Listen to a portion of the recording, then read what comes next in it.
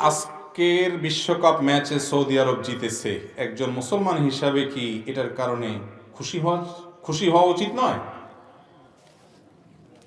আজকের খেলা সৌদি আরব জিতছে, এজন্য মুসলমান খুশি হতে চায়। আহারে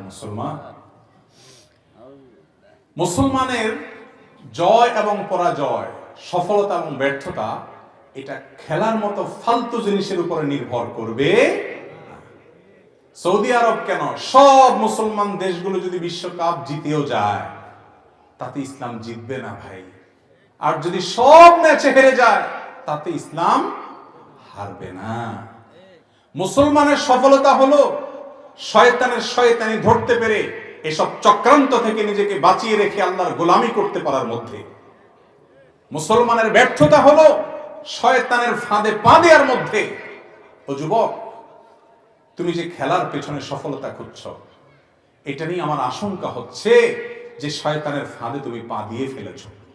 তুমি অজাগায় সফলতা খুঁজছ।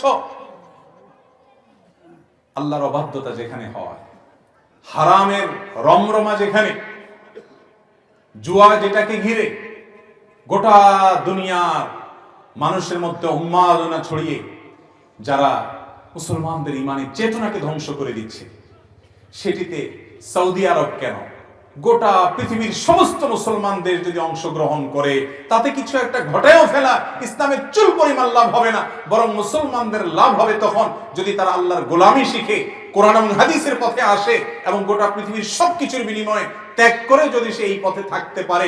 এটাই তার চ্যালেঞ্জের জায়গা। কারণ শয়তানের সাথে আমাদের যে লড়াই শুরু হয়েছে, এই লড়াইয়ে শয়তান আমাদেরকে আখিরাত ভোলাতে চায়। বিশ্বকাপ দিয়ে, নানা আয়োজন দিয়ে, নানা আসর দিয়ে আমরা এই উন্মাদনায় থাকবো, আমরা এই উৎফুল্লতায় থাকবো। কওমে আদ এরকম ছিল, কওমে সামুদ এরকম ছিল।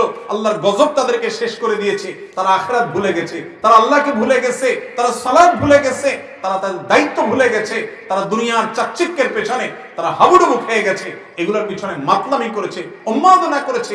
আজ আমরা অনেকটা সেদিকেই চলে যাচ্ছি।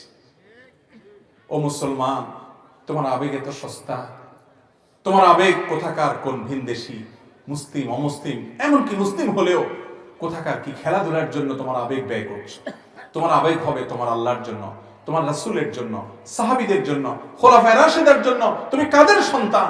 তাদের জন্য। তোমার আবেগ হবে নামাজের জন্য। এক রাকাত নামাজ মিস হয়ে গেছে, তোমার চোখের পানি পড়বে। একদিন জামাত তোমার মিস হবে, তোমার কষ্ট হবে, তোমার মিস হয়েছে। তুমি তোমার কোন দল হেরে গেছে সেজন্য ব্যথিত হও, কোন দল জিতছে সেজন্য খুশি হও। তোমার খুশি হওয়ার কথা যে আজ আমার ফজরের নামাজটা জামাতে পড়া তৌফিক হয়েছে, আমি আল্লাহর সামনে দাঁড়াতে পারবো। আল্লাহ তাআলা মুসলমানের ঈমানি চেতনা যেন আমরা ধ্বংস না করি, আল্লাহ তাআলা আমাদের সেই তৌফিক দান করুন। কিয়ামতের আগে অনেক ফিতনা আসবে ভাই, অনেক ফিতনা। হ্যামিলনের বাসিওয়ালার গল্প আপনারা শুনেছেন। কিয়ামতের আগে বহু হ্যামিলনের বাসিওয়ালার মতো ঘটনা ঘটবে। এক এক ডাকে হাজার হাজার লক্ষ লক্ষ কোটি কোটি মানুষ সেদিকে ছুটবে যে ইমানি চেতনা হারিয়ে ফেলবে। কিয়ামতের আগে এরকম হবে। এই টাইমে ইমানের উপর অটল থাকা বড় কঠিন, বড় কঠিন। অতএব সৌদি আরব কেন, পৃথিবীর কোন মুসলিম দেশের খেলায় জেতা হারা এটা একজন মুসলমানের জীবনের কোন গুরুত্বপূর্ণ সাবজেক্ট হতে পারে না। অতএব এটা দিয়ে সে আনন্দিত হলে, অনেক মুসলমান আছে যে এটা দিয়ে আনন্দ করে সওয়াব আশা করে আল্লাহর কাছে। আল্লাহ রাব্বুল আলামিন সওয়াব দেওয়ার মালিক, সেটা নিয়ে আমার হাত দেওয়ার কিছু নেই। কিন্তু কোরআন হাদিস ঘাটলে আমরা জানি যে কোরআন হাদিসের আলোকে সওয়াব পাওয়ার রাস্তা কোনটা, গুনাহ পাওয়ার রাস্তা কোনটা। আজকে আমার অফিসে এক যুবক আসছে, তো প্রসঙ্গত জিজ্ঞেস করলাম, যুবক মানুষ ছবি তুলতে আসছে আমার সাথে। বললাম কোন দলের সাপোর্ট করেন ভাই? বলে হুজুর আমি আজকে সৌদি আরবের সাপোর্ট করি, কারণ আমি ব্রাজিলের সাপোর্টার। আমি তখন জানতাম না যে আজকে কোন দলে খেলে। অনেক পরে আমাকে অফিসে একজন বললো, ভাই আজকে কি সৌদি আরব আর্জেন্টিনা খেলা। আল্লাহু আকবার। মুসলমান সৌদি আরবের সাপোর্ট করে আল্লাহরে খুশি করতে চায়। সৌদি আরব যদি কোনো কুকাম করে জিতে, তো সেখানে আমরা তার সমর্থন করলে আল্লাহ খুশি হবে? সৌদি আরব কি আমাদের জন্য এতই মডেল যে যা করবে তা আমরা অন্ধের মতো সমর্থন করব? আল্লাহ তাআলা আমাদেরকে বুঝার তৌফিক দান।